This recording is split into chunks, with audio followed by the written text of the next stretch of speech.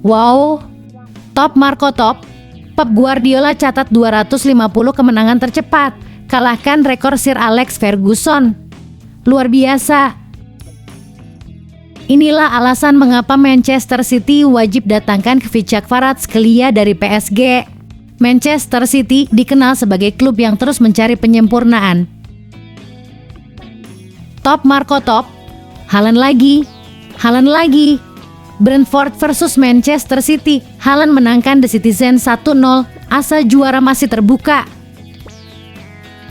Rodri dirundung cedera lagi. Manchester City dan Pep Guardiola langsung ketar-ketir. Go! Blue Moon, you saw me standing alone. Yes, a goal! Buat kamu semua yang ngaku pendukung sejati Manchester City, wajib banget dong buat subscribe channel ini dulu. Terima kasih ya guys. Wow, top Marco top. Pep Guardiola catat 250 kemenangan tercepat, kalahkan rekor Sir Alex Ferguson. Luar biasa. Pep Guardiola cetak rekor kemenangan tercepat di Premier League. Pep Guardiola kembali menorehkan pencapaian istimewa di Premier League. Kemenangan tipis 1-0 Manchester City atas Brentford menjadi kemenangan ke-250 Guardiola di Liga dan ia mencapainya dalam waktu tercepat dalam sejarah. Hanya butuh 349 pertandingan bagi manajer asal Spanyol ini untuk mencapai angka tersebut, melampaui rekor sebelumnya milik Sir Alex Ferguson yang membutuhkan 404 laga. Di bawah Ferguson, Arsene Wenger menyusul dengan 423 pertandingan. Hebatnya lagi, tingkat kemenangan Guardiola di Premier League mencapai 71,6%, tertinggi sepanjang masa, mengungguli Ferguson dalam kurung 65,2% dan Antonio Conte dalam kurung 62,9%. Sejak bergabung dengan Manchester City pada 2016, Guardiola telah membawa klub meraih 6 gelar Premier League dan menjadikan The Citizen sebagai kekuatan dominan. Musim 2017-18 menjadi tonggak sejarah dengan raihan 100 poin dan 32 kemenangan dari 38 laga. Dominasi City makin terasa dalam 4 musim beruntun dalam kurung 2020/212.000, 23/24, di mana mereka rata-rata mencetak 28 kemenangan tiap musim. Dengan total 18 trofi besar dalam 9 musim, Guardiola kini hanya berada di belakang Ferguson dalam hal jumlah gelar liga. Rekor ini menegaskan statusnya sebagai salah satu manajer terbaik sepanjang masa. Bagaimana menurut kamu? Apakah Guardiola bisa menyamai atau bahkan melewati Ferguson? Yuk, beri pendapatmu di kolom komentar.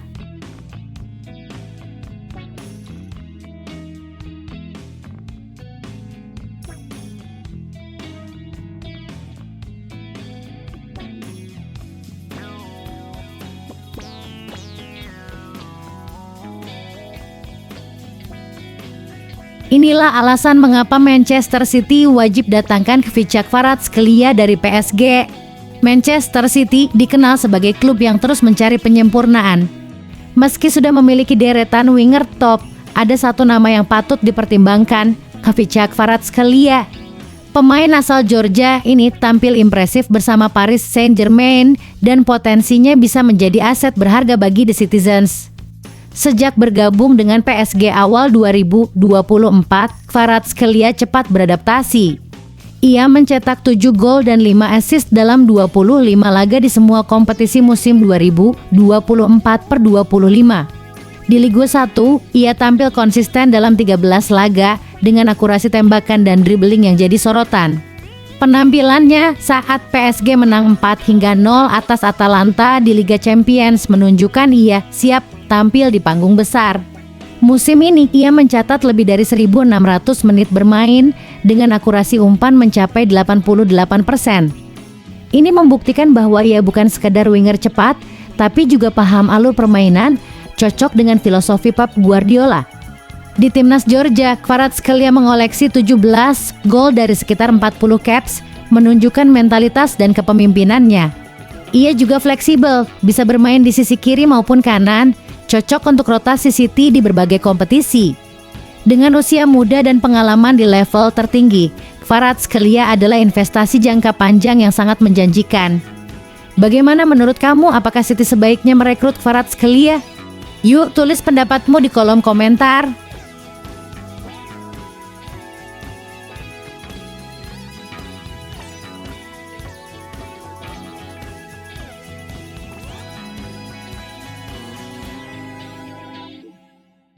Top Marco Top. Haaland lagi. Brentford versus Manchester City. Haaland menangkan The Citizen 1-0. Asa juara masih terbuka. Manchester City berhasil membawa pulang 3 poin penuh dari markas Brentford dalam lanjutan Liga Inggris. The Citizens menang tipis 1-0 berkat gol tunggal Erling Haaland. Pertandingan berlangsung di Tech Community Stadium pada Minggu (5 Oktober 2025) malam waktu Indonesia Barat. Haaland mencetak gol di babak pertama setelah menerima umpan lambung panjang dari Josko Gvardiol pada menit ke-9. Dengan kemenangan ini, Manchester City kini duduk di posisi kelima klasemen sementara dengan 13 poin. Sementara Brentford harus puas di peringkat ke-16 dengan koleksi 7 poin. Di menit ke-18, Phil Foden mencoba peruntungan lewat tembakan dari luar kotak penalti, namun bola masih terlalu lemah dan mudah diamankan oleh Kelleher. City tampil dominan, namun beberapa peluang emas gagal dimaksimalkan. Aksi gemilang Kelleher kembali terlihat saat menepis tembakan keras Rangers di menit ke-38. Memasuki babak kedua, Brentford tampil lebih agresif. Igor Thiago nyaris menyamakan skor saat berhadapan 1-1 dengan Gianluigi Donnarumma, namun gagal mencetak gol. Meski Brentford tampil menekan, skor tidak berubah hingga peluit akhir dibunyikan. City menang tipis, tapi penting untuk terus menjaga asa juara. Bagaimana menurut kamu tentang performa City dan Brentford di laga ini? Apakah Haaland bisa terus jadi penentu kemenangan? Yuk tulis pendapatmu di kolom komentar.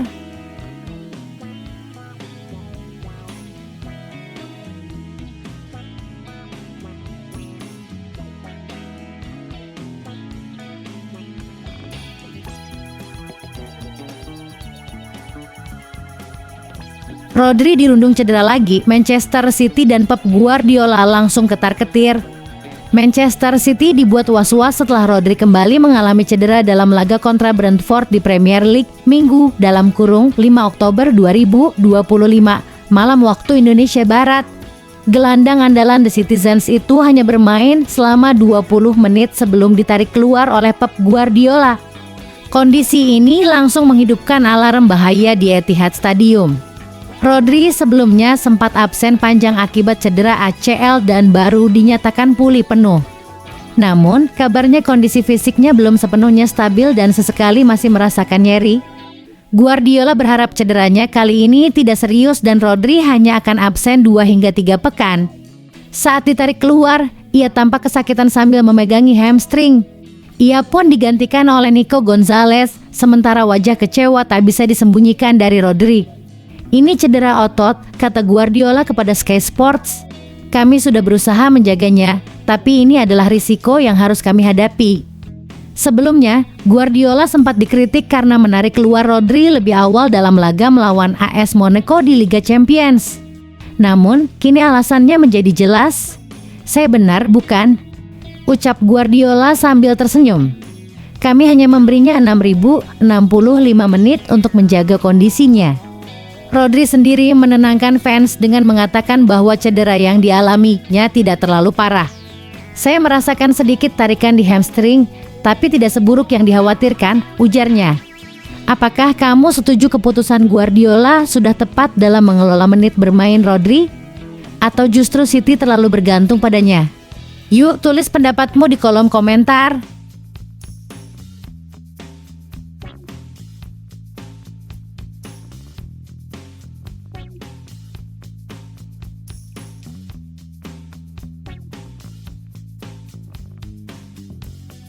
Amorim mengingatkan Lamens soal tekanan besar di Manchester United. Pelatih Manchester United, Ruben Amorim, mengingatkan kiper anyar San Lamens soal tekanan besar yang menanti setiap pemain di Old Trafford, terutama bagi penjaga gawang. Lamens mencatat debut impresif saat MU menang 2-0 atas Sunderland pada Sabtu, (4/10 sekaligus menjaga clean sheet pertamanya. Kemenangan itu sedikit meredakan tekanan pada Amorim yang sebelumnya mendapat kritik karena start buruk MU musim ini. Lamens, kiper 23 tahun asal Belgia, didatangkan dari Royal Antwerp di hari terakhir bursa transfer musim panas dengan nilai transfer sekitar 18 juta pound dalam kurung 355 miliar rupiah. Meski begitu, ia sempat dipinggirkan dalam laga melawan Manchester City, Chelsea, dan Brentford di mana Altay Bayindir masih dipercaya di bawah Mistar. Saya rasa dia tampil percaya diri, tapi dukungan rekan setim sangat penting, kata Amorim. Dia butuh waktu untuk beradaptasi dengan negara, metode latihan, dan tekanan luar biasa di klub ini. Tapi ini baru awal, masih banyak pekerjaan yang harus dilakukan. Amorim sendiri mengakui posisinya belum aman.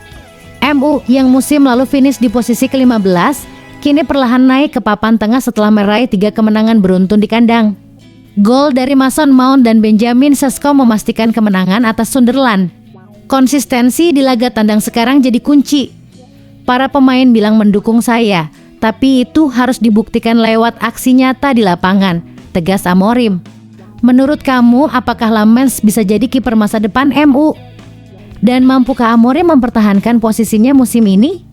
Yuk, sampaikan pendapatmu di kolom komentar.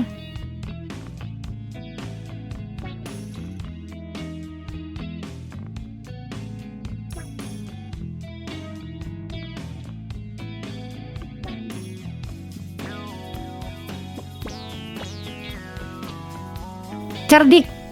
Begini cara Chelsea manfaatkan malasnya Mohamed Salah untuk kalahkan Liverpool. Marc Cucurella menjadi pahlawan kemenangan Chelsea atas Liverpool lewat gol dramatis 2-1. Bek kiri asal Spanyol ini menjadi kreator gol penentu yang dicetak oleh Estevao di menit-menit akhir laga penuh ketegangan. Ternyata gol itu bukan kebetulan semata. Cucurella mengungkap rahasia di baliknya, kejelian sang manajer Enzo Maresca. Maresca sudah mengidentifikasi titik lemah Liverpool, yakni sisi kanan pertahanan mereka yang sering terbuka karena Mohamed Salah jarang turun bertahan, lebih fokus menyiapkan serangan balik cepat. Meski tugas utama Cucurella adalah bertahan dan meredam ancaman Salah, ia berani mengambil risiko dengan maju overlap di penghujung laga. Umpan silang dari dalam kotak penalti itulah yang menjadi kunci kemenangan Chelsea. Kami tahu Salah siap menyerang balik, jadi kami latih skenario ini. Manajer bilang ruang kosong itu ada di sisi kanan Liverpool, ujar Cucurella. Meski menit terakhir, Chelsea tak menyerah dan terus menekan. Cucurella pun mengerahkan sisa tenaga sebelum memberikan umpan silang sempurna untuk Estevao. Menurut kamu, apakah strategi seperti ini bisa terus efektif lawan Liverpool? Bagaimana pendapatmu soal peran manajer Maresca? Yuk, tulis komentar kamu di bawah.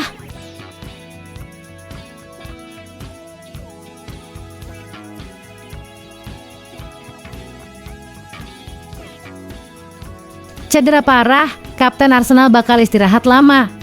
Setelah kemenangan krusial atas West Ham yang membawa Arsenal naik ke puncak klasemen Premier League 2025/2026, kabar buruk datang menyelimuti fans The Gunners.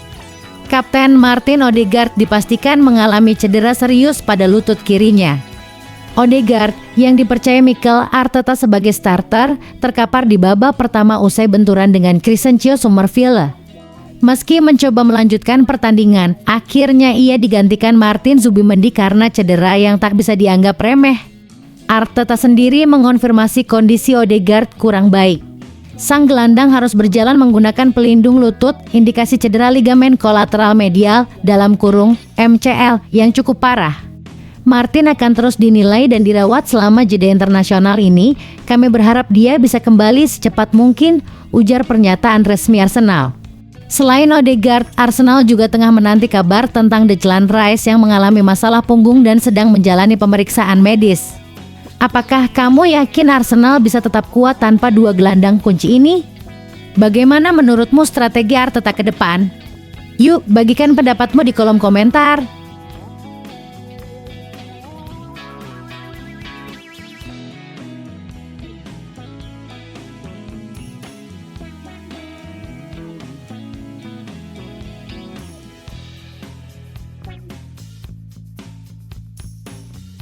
Virgil van Dijk akui Liverpool hadapi situasi sulit, singgung banyak pemain baru yang butuh adaptasi. Kapten Liverpool, Virgil van Dijk, jujur mengakui The Reds sedang mengalami masa sulit. 3 kekalahan beruntun dari Crystal Palace, Galatasaray, hingga Chelsea membuat situasi semakin menantang.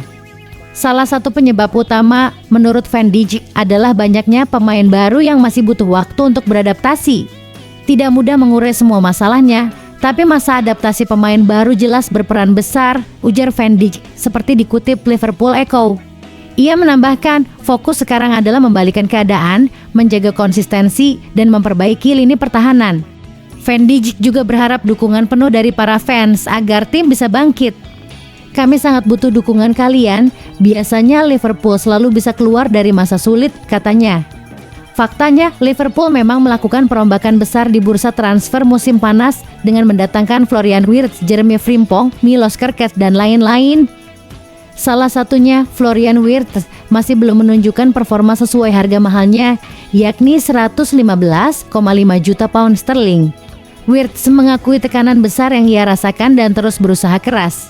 Saya sadar banyak yang frustasi, tapi sepak bola bukan sulap. Saya butuh waktu beradaptasi dan gol serta assist akan datang, ujarnya yakin. Menurut kamu, apakah Liverpool akan segera bangkit dan para pemain baru bisa menunjukkan performa terbaik? Bagaimana dukungan fans memengaruhi performa tim? Yuk tulis pendapatmu di kolom komentar.